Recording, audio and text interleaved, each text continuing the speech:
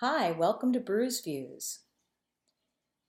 This is the third part in a series of perspective lessons that I've presented on my YouTube channel, Brews Views. In this lesson, we're going to be talking about three-point perspective. If you haven't watched the other two lessons, one-point perspective and two-point perspective, you may want to go back and check out those videos before you begin this one. I call three-point perspective the drama queen of perspective. I call it that because when you use three-point perspective, it adds a lot of drama, mystery, and suspense to your drawing. For example, in this drawing here, we have a mad scientist in his laboratory. We have a three-point perspective view. The camera is high, looking down on the main subject, and the vanishing points are very, very far away from the main composition or the picture plane. The reason that I chose to put the vanishing points that far away from the picture plane is so that my cone of vision would be a lot bigger. That way I could get a wide angle on the space and you could see all the little lab instruments that are in the scene. I'm going to be talking about cone of vision in a little bit. Three-point perspective is helped by lighting and color to add a little mystery to this scene. Here our characters are in a shoe museum and they've discovered a very, very special pair of ballet slippers. The ballet slippers are framed out by the two characters and become the focal point of the picture. But as you can see, this camera angle has the camera placed below the picture plane. And so it gives us a sense that we are looking up. Again, to widen the cone of vision, I pulled the vanishing points very, very far away from the picture plane or the bounding box. In this little series of storyboards, I used three-point perspective to give the sense that we were going up into the sky. The camera is positioned very high up on a crane. Here you can see that the vanishing points are a little bit closer to the composition to create a little more distortion, a little bit more drama as we fly up into the sky following the smoke from the chimney. Up, up, up into the sky, all the way up into the clouds where we meet the snow as it begins to fall. And then the snow brings us back down on the ground. Using three-point perspective is really great, especially when you want to create these kinds of camera moves. In this scene, we're kind of a voyeur. We're up on the ceiling looking down on a woman who doesn't know that we're there. With three-point perspective, you can create dramatic scenes like this. And here we're getting a glimpse of somebody sneaking into the refrigerator for a midnight snack. These examples are great, but how do you create this kind of three-point perspective? Before we start getting into drawing lines and making boxes, let's consider a few things. Let's take into consideration a few staging options when you're using three-point perspective. One, where is your camera? Is your camera above, up on the ceiling, up in the sky looking down? Or is your camera below looking up? Two, you need to place your horizon line above or below the bounding box depending on where your camera is and what your viewpoint is. Three, always place your vanishing points well outside your picture plane. This is important, especially when you're considering the cone of vision. Four, if you want a bigger cone of vision, you've got to place your vanishing point very far away from your picture plane. By doing this, your cone of vision gets bigger and you have less distortion in the objects or figures that you're drawing. And five, if you want more dramatic staging, you can place your vanishing point closer to the picture plane. In three-point perspective, you have three vanishing points. Really, all it is two-point perspective with 1 point added at the bottom.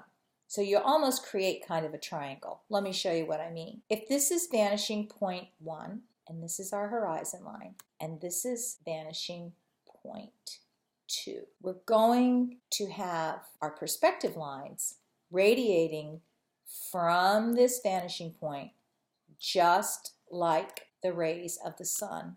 Here's our sun, and here's our rays of our sun. Yay! So back to our vanishing points. So this is my 2-point perspective. If you're trying to figure out what the cone of vision is, the cone of vision is a 60% space within your perspective grid here where you have the least amount of distortion of your objects. If I take this horizon line right here and I divide it in half, about right here, this is going to be 50%. This whole space will be 60%. If I take this space and I move it right into the center of my composition, this whole area right in here is about 60%, or the perfect cone of vision, and you'll have the least amount of distortion. So let's create my picture plane. What about 3-point perspective? Well, we need a third point, don't we? So in this case, my horizon line is above my picture plane. So my camera is up here and I'm looking down. And let's say I want to draw a building or a city. So what I do is I make the corner of my building and I'm just going to follow that all the way down and put a little point here. This is vanishing point 3. So now I have my setup. Let's build a building. There's the side of my building. And now I want to create another side of my building. So I go from my vanishing point up. Now I can go from vanishing point 2 over to my corner, and from vanishing point 2 across the 2 bottom ends. And I'll just take away what I don't want. So look at that. I've already got the front of my building. So let's finish the building. So you notice that I'm using vanishing point 1, which is on the left for the left side of my building, and vanishing point 2, which is on the right for the right side of my building. Now I need to finish the top. Now it may take you a couple of tries before you figure out exactly which way to go with vanishing point 1 and vanishing point 2. But trust me, it won't be too confusing because your picture just won't look right. But there we have it. There we have our little box. And you can add more boxes. You can add and sculpt onto the boxes and create a little street. So let me show you what that might look like. Now, if you are working traditionally, you do exactly the same thing, except of course you'll be using a ruler. And you might say to me, well, if I want to make my composition the same size as my piece of paper, then how do I get my vanishing points outside of my picture plane? That's easy. All you have to do is take another piece of paper and tape it on one side, and take an additional piece of paper and tape it to the other side. Then you can put your perspective lines way out to the edge. Pretty cool, huh? So let's go back to finishing our street or our city. So now I want to put in a road, and I can have cars on my road. I can have doors on my building. Just remember that if you're going to do a door on your building, it's got to follow the perspective. So you can kind of see how quick and how easy it comes together. Well, you may be asking yourself, what do I do if I want to have my camera on the ground looking up? No worries. The only difference is when you set up your perspective lines and your horizon is that you're going to put your horizon below your picture plane. And here you can see I've got my horizon line, vanishing point 1, vanishing point 2, and I'm putting in my perspective lines. You know what the big grown-up name for perspective lines is? Orthogonals. Orthogonal. That's a funny word. Since I'm looking up, I'm going to put my third vanishing point up here. So let me put in my picture plane, get my 60% here, my cone of vision. If I'm looking up on my building, there's where my vanishing point is going to be. So if I'm looking for the sides of my building, I can do this. Vanishing point 1 at this point is going to go across this way, and vanishing point 2 is going to cross this way. So now that I have that established, let me change colors so that you can see what the building's going to look like. Across here from vanishing point 2. Let's take away what we don't want.